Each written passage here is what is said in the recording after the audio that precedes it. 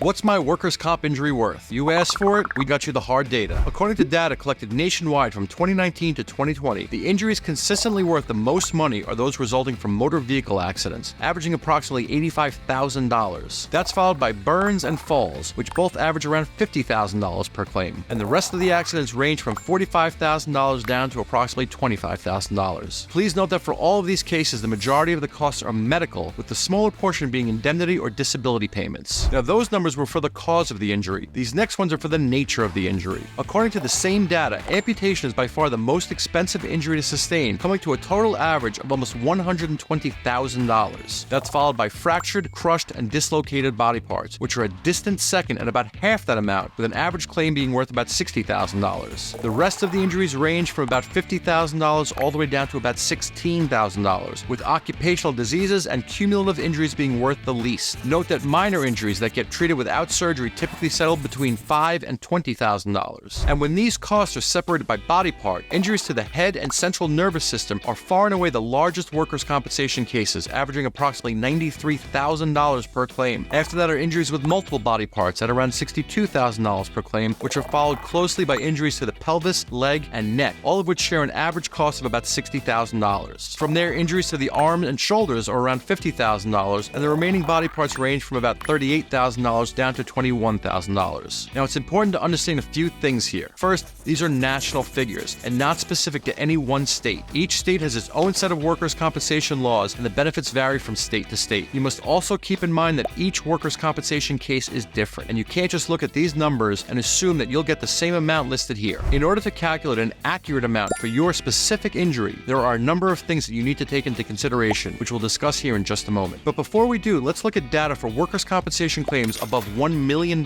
which account for about 10% of all workers' compensation benefits paid nationwide. Surprisingly, injuries for slip and falls top the chart at almost 30% of all claims above the $1 million mark. In addition to car accidents, slip and falls often result in injuries to multiple body parts because workers get injured from the initial slip and then again when trying to break their fall. Next are motor vehicle accidents, which account for about 22%. Together, slip and falls and motor vehicle accidents make up more than 50% of all claims above $1 million. When you look at the numbers by body part, accidents resulting in injuries to multiple body parts are unsurprisingly the majority of claims over $1 million. The next body part with the most claims over $1 million are those to the head and brain. Note that while claims over $1 million make up a significant portion of workers' compensation benefits paid out every year, they are only about 0.2% of all claims filed nationwide. Most injured workers do not have a workers' compensation claim worth over $1 million.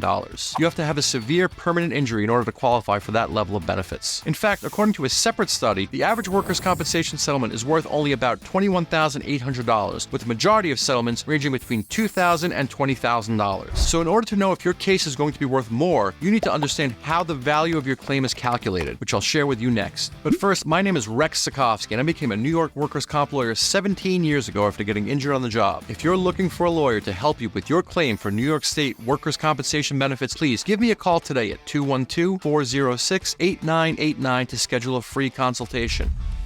Generally, the value of any given workers' compensation case boils down essentially to three parts. Those are your wage benefits, your medical care, and the award for any permanent disability which you have suffered. Now, here in New York State, benefits don't include things like pain and suffering, diminished quality of life, or punitive damages. So even if your injury has made your life much more difficult, that unfortunately does not add to the value of your claim. In order to get an idea of how much your case is worth, you need to calculate the value of your wage benefits and your permanent disability. Here in New York State, your wage benefits are calculated by multiplying 2/3 of your average weekly wage by your percentage of overall disability. Your average weekly wage is the average of your weekly earnings for the 52 weeks leading up to your accident. Now note that this is based upon your gross earnings and not your take-home pay, and includes things like overtime and tips. So if you have a $900 weekly wage and you're 100% temporarily disabled, you multiply $900 by 2/3 to get $600. That's the weekly wage replacement you can expect to receive while you're totally disabled and recovering from your accident and injuries. Next, you'll want to calculate the value of any permanent disability that you've suffered. Here in New York, as well as in most other states, this is determined by the body part that you injured. If you have a permanent partial disability in your arms, legs, hands, feet, fingers, toes, eyes, or hearing, that's called a Schedule Loss of Use Award. Schedule Loss of Use Awards each have their own value that is determined by the law, with some body parts being worth more and others being worth less. So for instance, 100% permanent disability to your arm is worth a maximum number of 312 weeks of compensation, while a 100% disability to your foot is worth a maximum of 205 weeks. To do the calculation, you multiply that maximum number of weeks by your percentage of loss of use. So if you injured your arm, for instance, and the doctors agree that you have a 25% loss of use, you multiply that maximum number of 312 weeks by 25% to get 78 weeks of workers' compensation benefits. Then you multiply the 78 weeks by 2/3 of your average weekly wage, which in this example was $600, you get a total scheduled loss of use award of $46,800. Now keep in mind that the insurance company does get to take a credit for any prior payments that you've already received. But what if you have a disability in a body part that's not listed on the scheduled loss of use chart? In New York, we call those non-schedulable disabilities, and they include all other body parts, such as the spine, pelvis, heart, lungs, brain. This also includes things like stroke and heart attack. These benefits are calculated a little differently and are based upon your loss of future wage earning capacity, which you'll receive from a judge once you've physically recovered as much as possible. You can then use the chart provided by the Workers' Compensation Board to look up how many weeks of compensation benefits you'll receive. So for instance, if your future loss of wage earning capacity is 55%, you're entitled to 350 weeks of workers' compensation benefits. Your weekly benefits are calculated at 55% of 2/3 of your average weekly wage. And unless your case is settled with a lump sum type of settlement, these benefits are paid out over the length of time equal to the award. So here you would get weekly benefits paid out over 350 weeks. Once you've made these calculations for your lost time and permanent disability benefits, you can then add them together with your medical costs to get an overall idea of how much your case is worth.